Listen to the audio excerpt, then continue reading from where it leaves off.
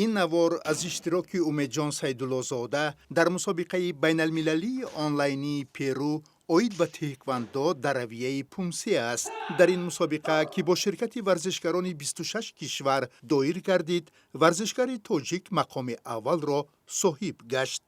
قهرمانان اروپا بودن، قهرمانان آسیا که اشتراک میکردن. ما یک امکانات خوب پیدا کردیم که خودمون رو سنجیم و صاحب جای یکم شدیم.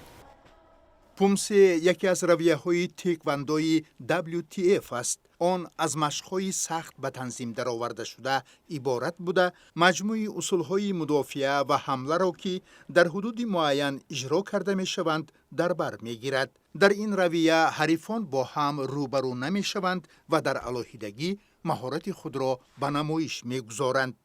اول در نمودهای کیروگی برآمد میکنم و مثال سین سال ما که باید جا رسید، مثال ذوق که در دل بسیار بود، با همین مشقات با نمود پومسی گذاشته همین مشق خود را با دوام دادن در این مسابقه هم اشتراک کرده نتیجه خوب داده استودیم. به دلیل پاندمیای کرونا ویروس در جهان بسیار مسابقه های سطح بین المللی و ملی لغو و یا به تأخیر گذاشته شدند. فدراسیون های بین المللی ورزشی برای گذراندن بعضی چاره‌بینی های آنلاینی که با اشتراک یک ورزشکار صورت می گیرند اقدام کردند. از این جهت خوب است این مسابقه هایی که آنلاین شده است.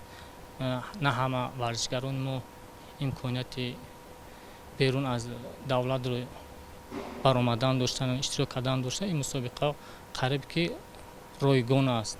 مثلا نه اونقدر مبلغ کلان در کار است که در این مسابقه اشتراک کنیم.